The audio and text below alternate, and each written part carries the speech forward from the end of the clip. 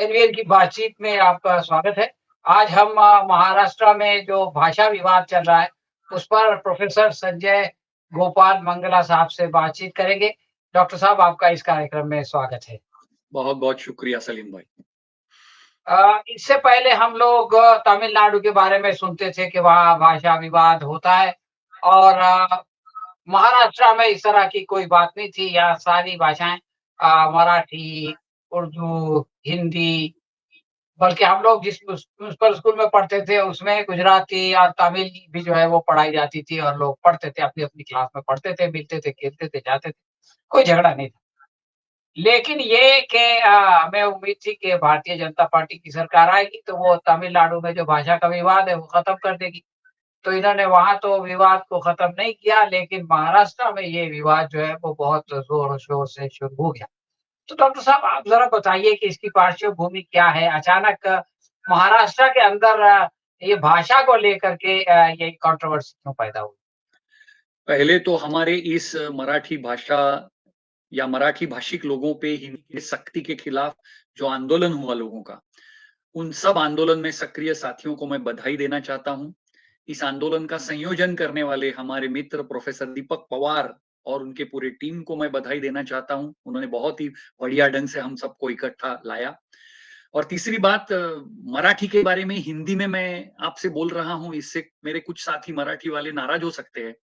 लेकिन मैं अक्सर मराठी इस्तेमाल करता हूँ, लेकिन अन्य भाषिक लोगों तक अगर पहुँचना है, तो जितनी ज़्यादा भाषाओं में आप संवाद कर सकते हैं, उतनी करना चाहिए, ये मैं मानता हूँ और इसलिए अभी मैं हिंदी में आपसे बात कर रहा हूँ।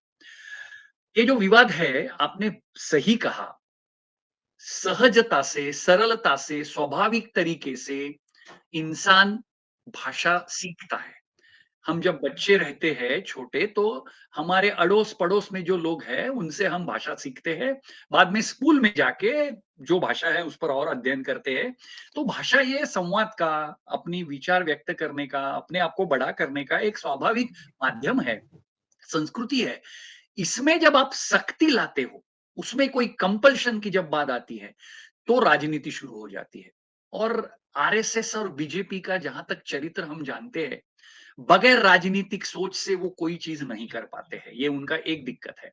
दूसरी बात है लोकतंत्र, लोकशाही, विचार विमर्श, सबसे बात करेंगे और फिर तय करेंगे। ये जो एक स्वाभाविक प्रक्रिया होती है राजकाज चलाते समय, कोई भी निर्णय अगर करना है, आपके पास कितना भी बहुमत हो, आपके पास कुछ भी संख्या हो, लेकिन ऐसे सांस्कृतिक पूरे समाज पर प्रभाव डालने वाले और खास करके जो होनहार पहली के बच्चे यानी उम्र क्या है उनकी, उनको मालूम भी नहीं उनके बारे में क्या हो रहा है राजनीति।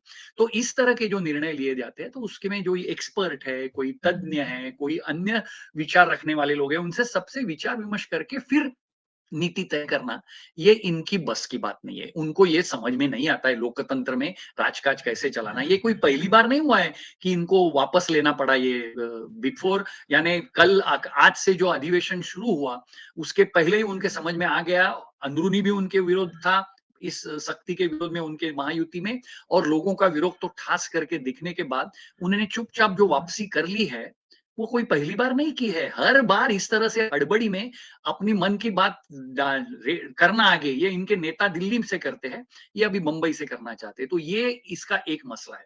दूसरा मसला ये है कि भाई हिंदी की सख्ती क्यों? मातृभाषा की सख्ती क्यों नहीं?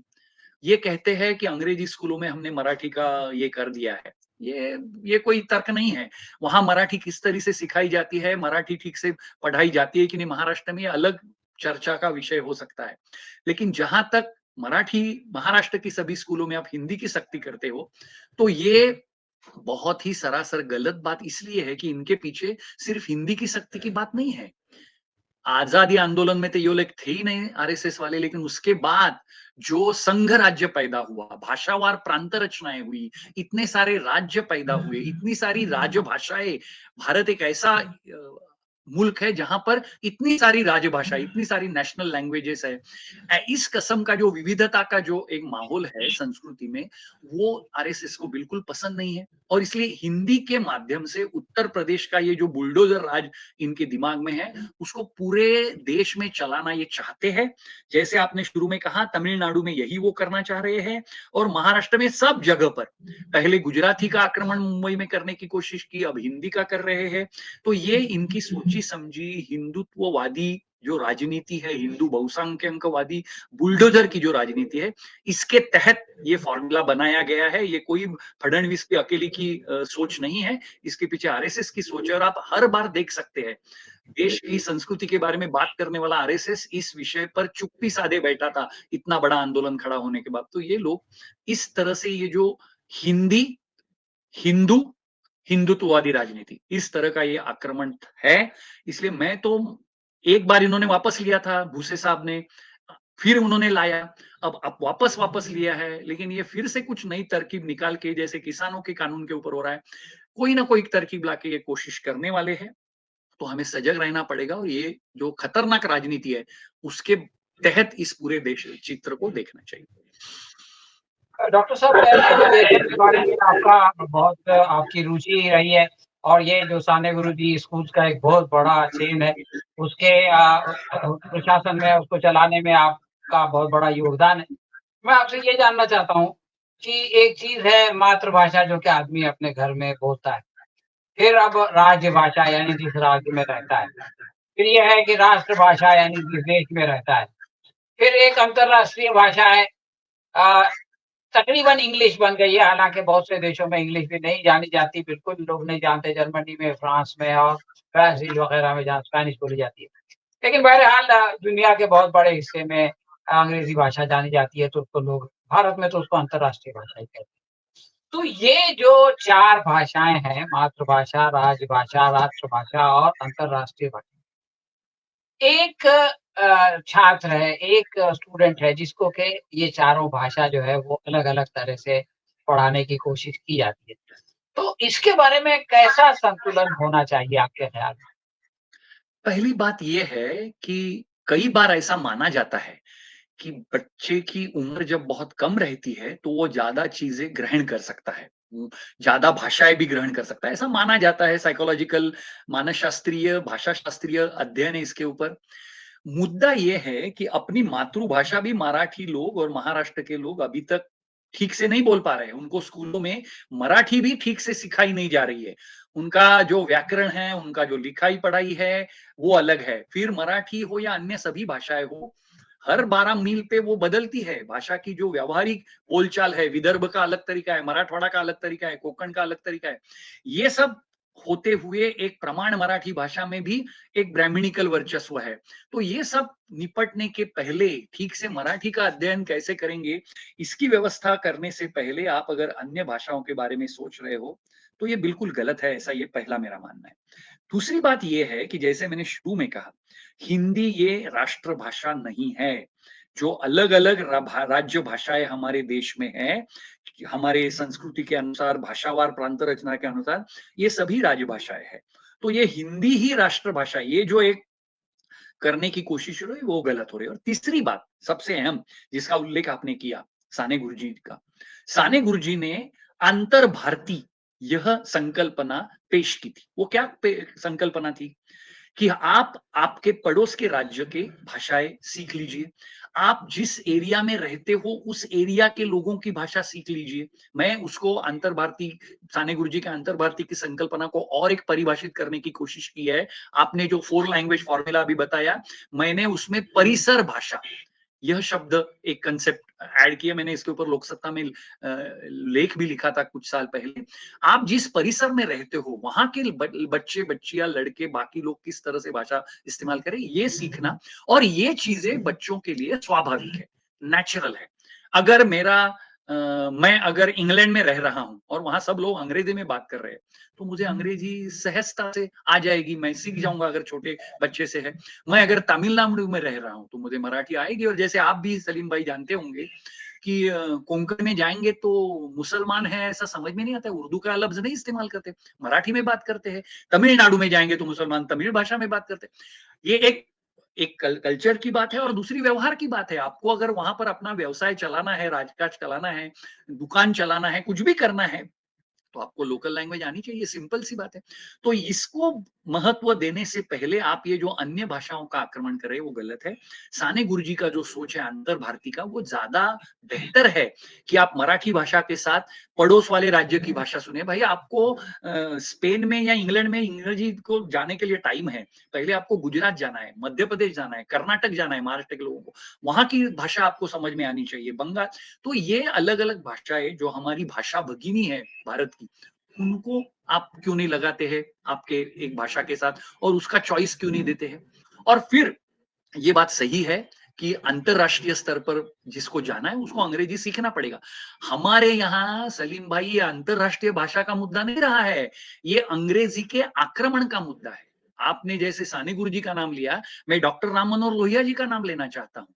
भाषा ये शोषण का हथियार, इस पर लोहिया साहब ने जो जिक्र किया और अंग्रेजी के विरोध में जो सम्मेलन उन्होंने उस समय किए थे, हम भी कुछ सम्मेलनों में शुरू में शामिल हुए थे, मुझे याद है। तो ये अंग्रेजी तो अंतरराष्ट्रीय दूर रही, अपने राष्ट्र में, राज्य में, अड़ोस पड़ोस में आपने जो इसका आक्रमण कर दिया है, ये खतरनाक है। ये पूरा जो कॉर्पोरेटाइजेशन की जो कल्चर है उसको बढ़ावा देने की ये कोशिश है। और ये भी बड़ी दुख की बात है कि ये जो जितने भी नेता इस पूरे आंदोलन में शरीक हुए, खुद मुख्यमंत्री फडणवीस साहब के बेटे से लेकर राज ठाकरे के पोते तक आप जाइए, सब लोग अंग्रेजी मीडियम में सीख रहे हैं। तो ये जो आक्रमण है अंतरराष्ट्रीय भाषा के तहत नहीं है, ये पूरा जो कल्चरल आक्रमण है इसके तहत भी इसके तरफ देखना चाहिए। इसलिए मैं तो मानता हूं अपनी मातृभाषा में पढ़ाई करो, अपने पड़ोस वाले राज्य की पढ़ाई करो और भाषा की, फिर अंतरराष्ट्रीय भाषा की तरफ जाओ, और उसमें हिंदी अनिवार्यता होने की जरूरत नहीं। और आखिरी मुद्दा जो अंतर भारतीय और लोहिया से आगे जाने वाला है, वो है बॉलीवुड वाला। तो पूरे हिंदी फिल्म का माहौल है। मैं केरल में घूमता हूँ, तमिलनाडु में जाता हूँ, उड़ीसा में जाता हूँ, हिंदी मूवीज ने हिंदी भाषा पहुंचा दी है। हमने 5वीं से हिंदी किया, फिर भी हम अच्छे तरीके से हिंदी बात करते हैं, हिंदी लिखते हैं, मराठी के अंग्रेजी के लेख हिंदी में ट्रांसलेट करवाते हैं। आप जानते हैं पिछले ही महीने मैंने एक हिंदी में लेख भेजा है। तो ये सब जी। आसान है, इसके लिए कोई पहली से हिंदी सीखने की सख्ती की कोई जरूरत नहीं। तो ये भाषा के लिए, बच्चों के विकास के लिए, राज्य के विकास के लिए सोच नहीं है। अपना धर्म, अपनी धर्मा के बारे में अंधश्रद्धा और धर्माभिमानता और हिंदुत्ववाद लागने की ये कोशिश है, यही मेरा कहना है। और डॉक्टर साहब ये जो अंग्रेजी की मैं तो इसको गुलामी समझता हूँ कि हम लोगों को ऐसा लगने लगा है, उल्टा होना चाहिए था लेकिन हम लोगों को अंग्रेज़ों की गुलामी के बाद अंग्रेज़ी की गुलामी से निकलना चाहिए था। लेकिन लौट के अंग्रेज़ी भाषा की गुलामी लौट आई। हम लोग मैं जिस स्कूल में पढ़ता था सांताक्रूज़ म्युनिसिपल स्कूल में, बिल्कुल, उसमें सारे मीडियम थे, इंग्लिश मीडियम नहीं था। बिल्कुल सही। कोई पेरेंट जो है वो अपने बच्चे को इंग्लिश मीडियम नहीं पढ़ाना चाहता था। हर आदमी अपने बच्चे को अपनी मातृभाषा में पढ़ाना चाहता था और एक ही छत के नीचे सब लोग पढ़ते थे। लेकिन आज कोई भी यानी एक बड़ी संख्या बड़े शहरों की गरीब से गरीब इंसान ये सोचता है कि उसका बच्चा जो है वो इंग्लिश मीडियम में पढ़े। और मैं देख रहा हूँ कि बम्बई की जितनी म्युनिसिपल स्कूल्स थी, वो सब जो है वो इंग्लिश मीडियम स्कूल हो गई, देखते-देखते। और उसकी वजह लोग ये बताते हैं कि लोग अपने बच्चों को जो है वो अपनी मातृभाषा में पढ़ाना ही नहीं चाहते, वो अंग्रेजी में पढ़ाना चाहते हैं। तो ये जो गुलामी लौट के आ गई भाषा की शक्ल में, इसका क्या कारण है डॉक्टर साहब? ये मैं बिल्कुल, आपने सही मुद्दा उठाया। ये गुलामी इसलिए है कि न सिर्फ अंग्रेजों की गुलामी हमने नकारी नहीं है, ये एक बात है। लेकिन उसके बाद 1990 में ग्लोबलाइजेशन का दौर शुरू होने के बाद, कॉर्पोरेटाइजेशन का दौर शुरू होने के बाद, ये अंग्रेजी का जो बोलबाला है वो बढ़ने लगा। और आपके बेटों को, बच्चों को करियर करने के लिए अंग्रेजी की आवश्यकता है, इस तरह का माहौल सब जगह पर पैदा हुआ, सिर्फ महाराष्ट्र में नहीं, पूरे देश में। और इसके खिलाफ मैंने कहा जैसे कि किसी ने आवाज नहीं उठाई, राजनीतिक दलों ने, उल्टा अपने बच्चों को भी इसी तरह के स्कूलों में भेजने का उन्होंने काम किया। तो इसलिए ये आक्रमण कॉर्पोरेट जो लूट है उसको सहारा देने वाला आक्रमण है।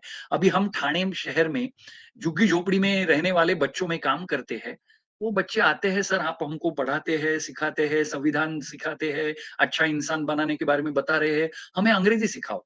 और सलीम भाई पिछले 10-15 साल से हमने इंग्लिश स्पीकिंग क्लासेस शुरू करने पड़े हमें, क्योंकि उनको अगर मॉल में भी वो बेटे को अगर नौकरी लेनी है कहीं पर, या और कहीं पर डिलीवरी बॉय भी बनना है, तो सब कामकाज अंग्रेजी में कर दिया गया है।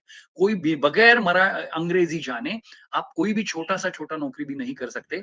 ये जो गुलामी पैदा हुई है, ये बहुत खतरनाक है, और इसके खिलाफ लड़ने की मानसिकता न राजनीतिक दलों की है, न इंडस्ट्री वाले लोगों की है। जैसे अगर आप मान के चलिए कि मल्टीनेशनल कॉर्पोरेशन के आग्रह से ये हुआ है, तो बजाज है, टाटा है, गोदरेज है, ये लोगों ने क्यों नहीं भूमिका ली कि हम हमारे हिंदी में या गुजराती में या मराठी में व्यवहार करेंगे? इन्होंने क्यों अंग्रेजी को शरण किया?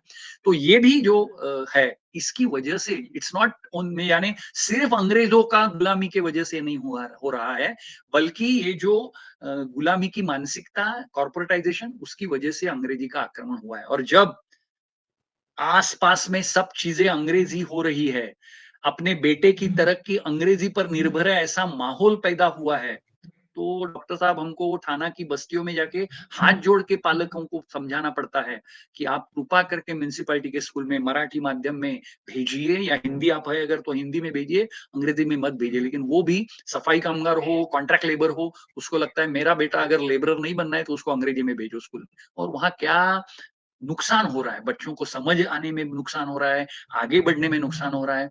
और अभी का पिछले 5-10 साल का जो ये देखा है हमने, कि फिर से मातृभाषा में शिक्षण, इसकी अहमियत लोगों को समझ में आ रही है। लेकिन वो लोग चंद है, पर से जो सोचते हैं, विचार करते हैं, पढ़ते हैं, समझते हैं, वो लोग फिर से मातृभाषा के शिक्षण की तरफ बढ़ रहे हैं। लेकिन जो निचले स्तर पर या बाकी स्तर पर गरीब तबके में ये जो माहौल पैदा फैल गया है, वो बहुत ही डेंजरस है, और उसका आर्थिक भी कुचक्र है।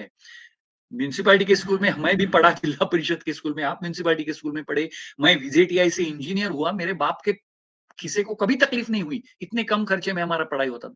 अभी जूनियर केजी में इंग्लिश मीडियम में एडमिशन लेना है तो 1 लाख रुपए भरना पड़ता है। वो कामगार मजदूर कहीं से वो किसी साहूकार से उसको कर्जा लेना पड़ता है, बैंक भी कर्जा नहीं देती है, और महीने का 8% 10% इस रेट से उसको ब्याज देना पड़ता है। तो ये पूरा सिस्टम इस तरह किया गया है कि आपको कुछ लोगों को इस सिस्टम के बाहर ढकेल देना है, उनको बिल्कुल अंदर लाना नहीं है। जैसे संस्कृत भाषा का ब्राह्मणिकल कल्चर था, वैसे अब ये कॉर्पोरेट कल्चर में इंग्लिश को वो करने की कोशिश कर रहे हैं, और ये बहुत ही आम लोगों के लिए खतरनाक साबित हो रहा है। डॉक्टर साहब, ये जो आपने कहा कि लोगों को पढ़ाई से ही दूर कर दो। अभी मैं पढ़ रहा था, यूपी की एक रिपोर्ट है कि वहाँ पर 27,000 स्कूल बंद होने वाले हैं। अब एक तरफ आप स्कूलें बंद करेंगे और दूसरी तरफ आप जो है वो अ, इस तरह की ज़बान की कंट्रोवर्सी, लैंग्वेज की कंट्रोवर्सी पैदा करेंगे, और जो स्कूल है वहाँ पर आप उसका स्टैंडर्ड ऑफ एजुकेशन बढ़ाने की, बेहतर बनाने की कोशिश नहीं करेंगे। तो ये सारी चीज़ों का क्या इम्पैक्ट पड़ने वाला है हमारे समाज पे? बिल्कुल वही है। देखो, दुनिया के किसी भी देश, चाइना लो, यूरोपियन कंट्रीज़ लो, ये दक्षिण अमेरिकन कंट्रीज़ लो, कहीं भी जाइए आप। जो आपने कहा, ज़िक्र किया कि अंग्रेज़ी का बोलबाला बढ़ा इंग्लैंड, अमेरिका के वर्चस्व से, लेकिन दुनिया के कई जगहों पर अंग्रेज़ी का बोलबाला नहीं है, अलग-अलग भाषाएँ हैं। तो इसमें जो ये कोशिश हो रही है कि इसको बिल्कुल जो मातृभाषा या समझदारी खुद की बढ़ाना, अपनी अकल डेवलप करना, उसके माध्यम से दुनिया के लिए नए खोज निकालना, नई टेक्नोलॉजी डेवलप करना, इस सभी मामलों में भारतीय लोग पीछे क्यों हैं? वो इसका वजह यही है कि आप अगर परकीय भाषा में अपना ज्ञान ग्रहण करने की कोशिश करने वाले हो, पूरी जनता के ऊपर वो लादने की कोशिश कर रहे हो, तो इससे ज्ञान की निर्मिति करने का मौका आपको नहीं मिलना है। आपको सिर्फ रट लगाना है और अनुकरण करना है। आपको खुद से कुछ निर्मिति करनी है, तो वो नहीं होगा। और जितने भी ज्ञानी, जितने भी विद्वान, जितने भी contributors, international contributors from India, आप देखेंगे तो ये आक्रमण के पहले, आज़ादी के बाद जो भी राजनीति यहाँ हुई, बहुत ही कम एरियाज़ में हमने इंटरनेशनल स्तर पर या जागतिक, वैश्विक स्तर पर कोई परिणाम करने वाला कोई बंदा निकाला हो, या कोई इनोवेटिव काम। तकनीक निकाली होगी, कोई साहित्य निर्माण किया हो। बहुत सारा साहित्य है स्थानीय भाषाओं में, लेकिन उसको उसको आगे बढ़ाने के लिए जो तजवीज़ होनी चाहिए, उसके लिए बजट चाहिए, उसके लिए तरीके चाहिए, वो कोई उपलब्ध नहीं है। तो ये जो है ये बहुत ही यूनिपोलराइजेशन जिसको हम कहते हैं, ये बहुत ही खतरनाक है और इसके पूरे के सबके विरोध में खड़ा रहना है तो वही है हमने कहा कि जो एकचालानुवर्तित्व ऊपर से नीचे तक ये जो हिंदुत्ववादी आरएसएस की राजनीति है, एक भाषा, एक राष्ट्र, एक धर्म, एक सब और वो सब हमारा, ये जो उनका रवैया है पूरा देश के विकास के बारे में, वो विनाशकारी है और इसके खिलाफ की राजनीति का ये भाषा का जो ये था, वो एक अंग है। इसलिए मैं कह रहा हूँ कि ये महाराष्ट्र का विधानसभा का अधिवेशन कल आज से शुरू हुआ है। इसके पहले इन्होंने वापस लिया है, लेकिन ये मत समझिए कि ये पीछे हटने वाले हैं। ये किसी दूसरे तरीके से इसको लाने की कोशिश करेंगे, हमको सजग रहना पड़ेगा, नंबर 1 और नंबर 2 कॉर्पोरेटाइजेशन, क्रिमिनलाइजेशन को बढ़ावा देने वाले कई सारे निर्णय इस अधिवेशन में भी होने वाले हैं। वो माहौल ऐसा क्रिएट करेंगे कि देखो हमने पीछे कर लिया है, हमने सुन लिया है जनता का और फिर आगे 2 हफ्ते में देखिए ये शक्तिपीठ महामार्ग का जो तरीका है, समृद्धि महामार्ग है, हाईवेज है, इंफ्रास्ट्रक्चर है, ये किसके लिए है? This is all for corporatisation and taking goods from one place to another, ये सब है। तो ये सब नीतियां इस अधिवेशन में भी आने की है और इसके विरोध में आप और हम अगर बात करेंगे तो जन सुरक्षा कानून भी इस अधिवेशन में आने वाला है।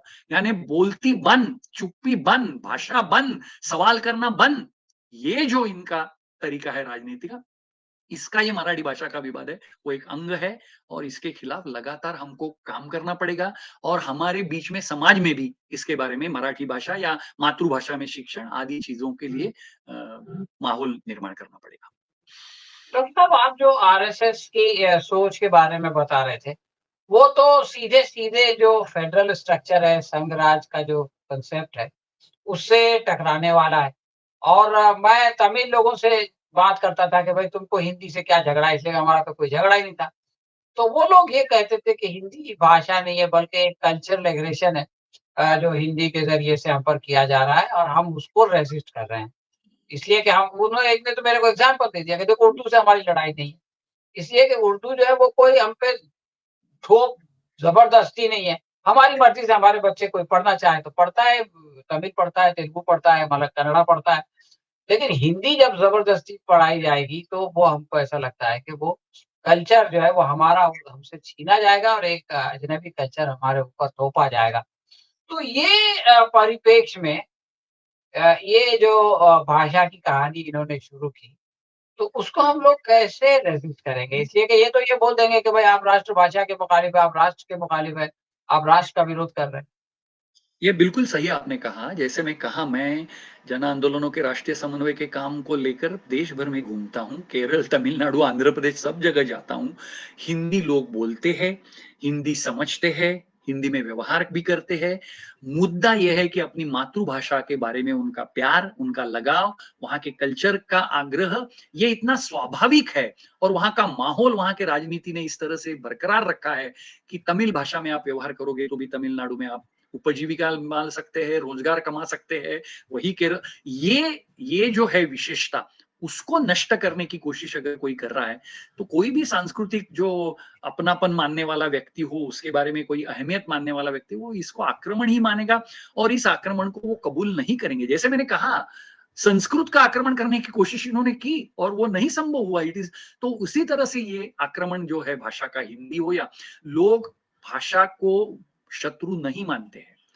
लोग भाषा एक भगिनी के तरफ ही इस्तेमाल करते हैं। अगर भाषा नहीं समझेगी तो एक दूसरे के भाषा समझने की कोशिश करते हैं और कई सारे भाषा में हमारे उर्दू के लफ्ज है, पारसी के लफ्ज है, सिंधी लफ्ज है, मराठी में मराठी के लफ्ज कितने जगह पर गए। तो ये लेन देन भी भाषाओं में लगातार होती रही है। इवन अंतरराष्ट्रीय स्तर के अंग्रेजी और पोर्तुगीज और इन सभी भाषाओं से हमने कुछ कुछ लिया है, दिया है। तो ये लेन देन स्वाभाविक है मानवीय प्रगति में। इसको किसी का भी विरोध नहीं है, ना तमिलनाडु में है, ना केरला में है, ना और कहीं पर है। महाराष्ट्र में हम लोग जब हिंदी के बारे में बात करें तो हिंदी के बारे में हमारा कोई शत्रु तो नहीं है। हमारी, और हमने प्यार किया है और हम हिंदी के कितने सारे साहित्यकार, कितने कवि हमने सब पढ़े हैं। उर्दू के बारे में वही हमारी रुझान रही है। मुद्दा यह है शक्ति का, मुद्दा यह है कि आप राजनीति उसके पीछे जो कर रहे हैं उसका। और ये अगर, जैसे मैंने कहा कि ये कोशिश आरएसएस के जो विचारधारा है उसके अनुसार वो कर, और इसी तरीके से वो करने वाले हैं, क्योंकि जोर जबरदस्ती ये उनके राजनीति का एक तरीका रहा है, हमने देखा है। इस जोर जबरदस्ती के सामने जनता की शक्ति लोकतांत्रिक तरीके से खड़ा करना, इसकी एक अच्छी मिसाल महाराष्ट्र में हमने दिखाई है। 1 डेढ़ महीने के अंतराल में इतना बड़ा आंदोलन शांतिपूर्वक तरीके से, लोकतांत्रिक तरीके से, संवैधानिक तरीके से खड़ा हुआ और उसमें राजनीतिक दलों के से लेकर साहित्यिकों तक, कलाकारों से लेकर सामाजिक संगठनों तक, मराठी, गुजराती, हिंदी, सिंधी, उर्दू सभी भाषिक लोग महाराष्ट्रीयन करके इस आंदोलन में शरीक हुए।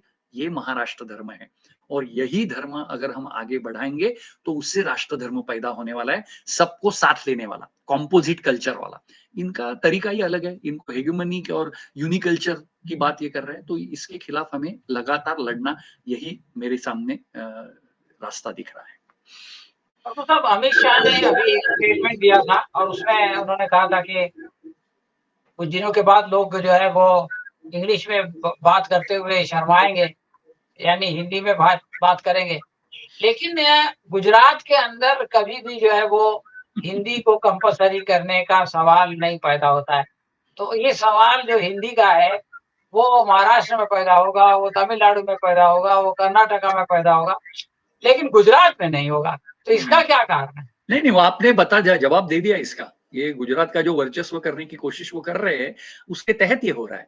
और जो ये सरकार के नुमाइंदे कहते हैं, भविष्य में ये होगा, भविष्य में वो होगा, 2047 में भारत विकसित होगा, ये कुछ करके नहीं दिखाते हैं।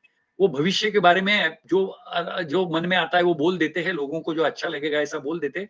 उनका लेना-देना उससे, उसके लिए प्रयास करना, उसके लिए कोशिश करना, उसके लिए राजनीति खड़ा करना, ये उनका कोई तरीका ये नहीं है। तो ये हम समझते हैं और गुजरात को एक बाजू में और बाकी देश को एक बाजू में, ये उनका कोशिश चल रहा है। फाइन। आखिरी सवाल हमारा समय खत्म हो रहा है। वो ये है कि ये भाषा के विवाद में उद्धव ठाकरे और राज ठाकरे जो दूर हो गए थे राजनीति की वजह से या बीजेपी की वजह से या व्हाटएवर कारण, वो उनको एक साथ ले आया और 5 जुलाई को उन लोगों ने मिलके एक आंदोलन की भी घोषणा की। अब आपने बताया कि ये वापस ले लिया गया है, तो अब 5 जुलाई को क्या होगा? नहीं, मैं इस तरह के अंदाज बारे में से नहीं हूँ, आप जानते हो, मुझे इस तरह की राजनीति में नहीं है। उद्धव ठाकरे, राज ठाकरे भूमिका के ऊपर, विचार के आधार पर, देश को अच्छा खड़ा करने के हिसाब से अगर इकट्ठा आना चाहते हैं, स्वागत है। वो भाई भतीजेवाद का भी सवाल नहीं है और 5 जुलाई का भी सवाल नहीं। हाँ, ये टिकेगा कितना, ईमानदारी से कितना होगा और विचार के आधार पर कैसा होगा, ये महत्व का है और वो अगर होगा तो सब उसका स्वागत करेंगे। तो डॉक्टर साहब आपने समय निकाला और ये भाषा के विवाद पर बहुत सारी बुनियादी बातें बताई, जो आमतौर से रिटॉरिक में नहीं आती, लेकिन ये कि हमारे प्रेक्षकों को यकीनन उसका फ़ायदा हुआ होगा। हम आगे भी आपसे इस तरह के विषय पे बात करते रहेंगे। बहुत-बहुत शुक्रिया। धन्यवाद। बहुत-बहुत शुक्रिया सलीम भाई, जिंदाबाद।